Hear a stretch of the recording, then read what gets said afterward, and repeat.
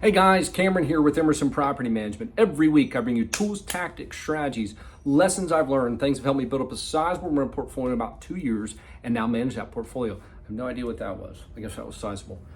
Today, guys, I want to talk about trading up your single family homes into multifamily. Now, I've been hearing this a lot recently. Oh, trade up now that values are up. You can cash that out and trade it into multifamily. I'm here to tell you, I'm spoiler alert, this is what we're going to talk about, not to do that. Not because I'm self-interested as a property manager, but because I can tell you that I'm going to go over those reasons. But I think you should keep your single family rental homes versus it. Now listen, there are reasons to go into multifamily, but I can tell you for most folks, sticking with single family rentals is going to be better for you. And I'll talk about that. So before I get into that, if you guys find this stuff valuable, like, subscribe, share, comment below. I really appreciate it. And if not, giving some feedback would be super helpful. Constructive feedback is always much appreciated. Okay, y'all. So why? Well, first thing, I want to get this off my chest because this has been aggravating me on social media. But I think a lot of folks are starting to lose money. So all these syndicators that are going out there and trying to raise money and make $1 million by just pulling money together and buying a 20, 30, 40, 50, $100 million apartment complex. That's harder to come by nowadays. People aren't forking out as much money as they used to. So now these people actually have to go out there and work, and they're trying to sell now packages and programs to get you to do that and make money off of that instead of the actual investments, because the investments are starting to dry up, or the ability to actually cash flow on those investments is dried up. So why? That's why I think you're probably seeing that. I don't know about y'all, but I'm seeing it on my social media feed a lot more than I have in the past. So why keep your single family rentals? If you're thinking, man, I have one, what they say, greenhouse, like Robert Kiyosaki said, trade your one greenhouse up to a red hotel or whatever. Why keep them then? People say trade them up, get into bigger deals, make more money. I'll tell you why. Cameron's opinion, but I mean, some of this is backed, I'd say most of this is backed by facts. Single family and multifamily are different businesses. So what do I mean by that?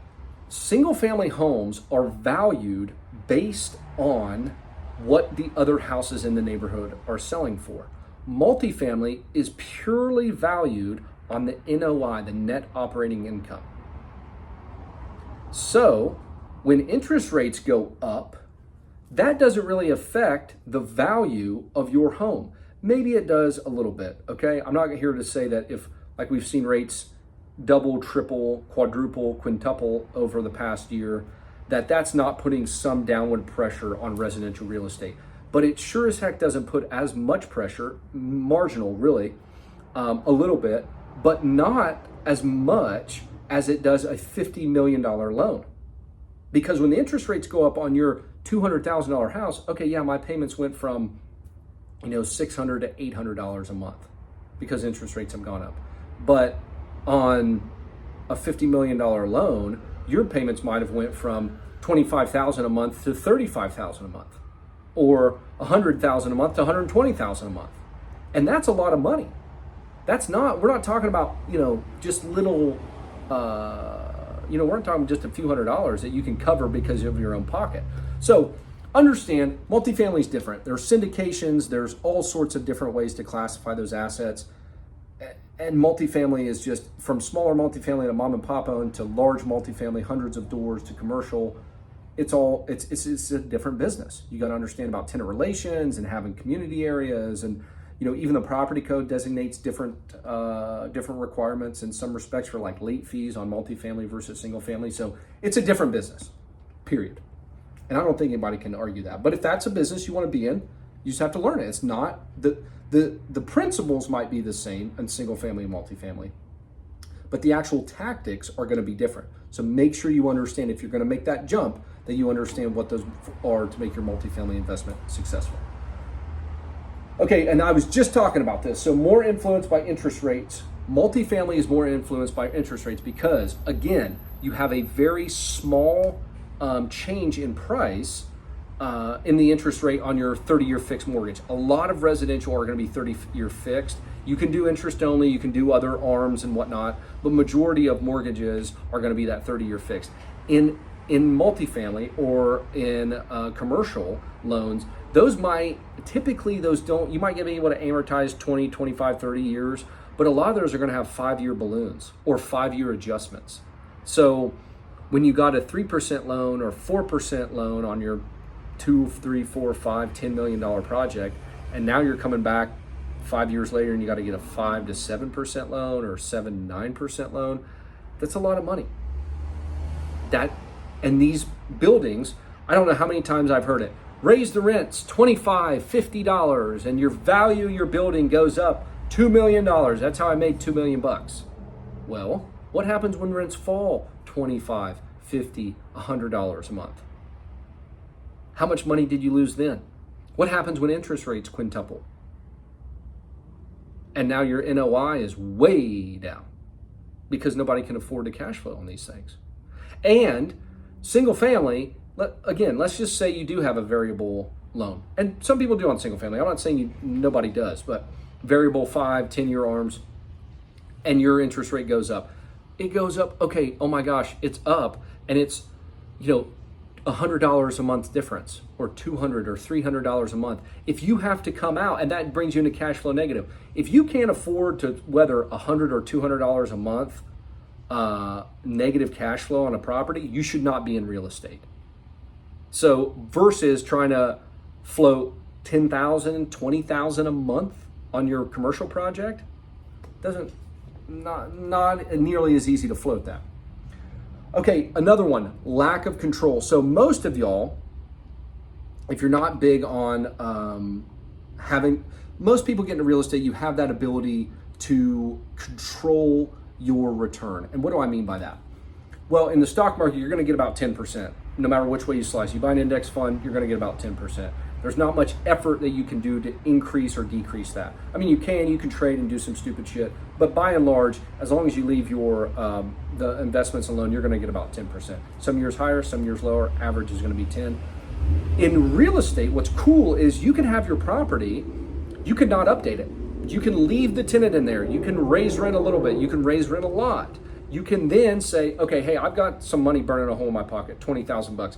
I want to put that into this property, and now I can raise rents $200 or $300 a month. I've got a tax situation. I got a nice bonus this year for my job, and I want to put this money to work. Great. Let's do new windows throughout the property. And you can spend that money and get that tax break. So there's ways in real estate that you can have that control in single family that you don't really have in multifamily, especially if you're in some sort of syndication.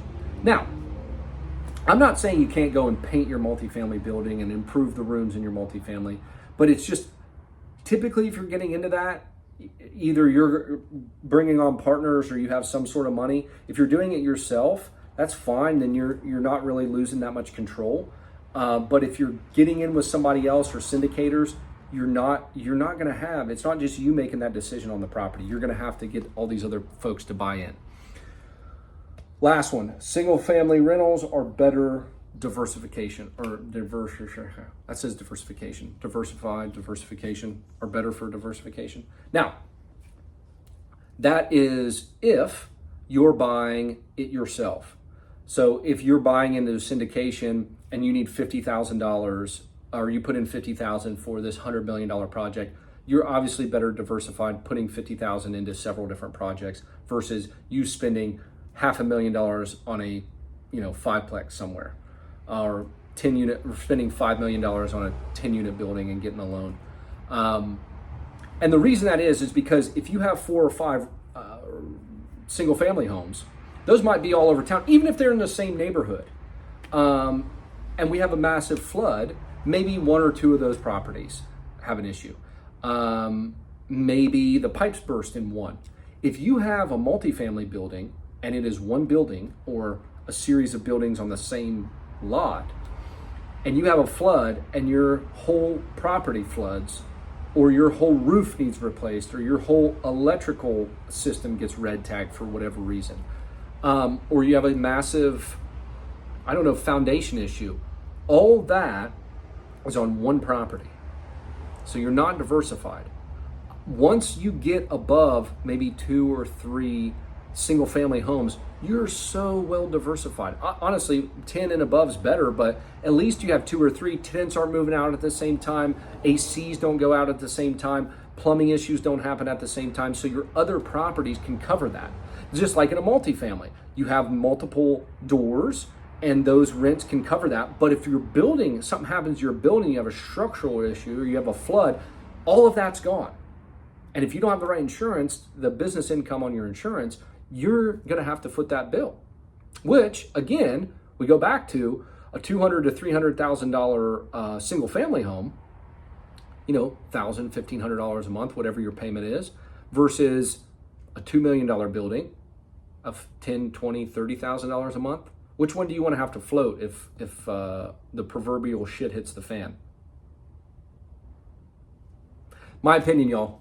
Stick into single family. Make sure you're cognizant if you do want to make the switch that you have a good reason to. I know people that do both, that do multifamily, that make a lot of money, but it's just different.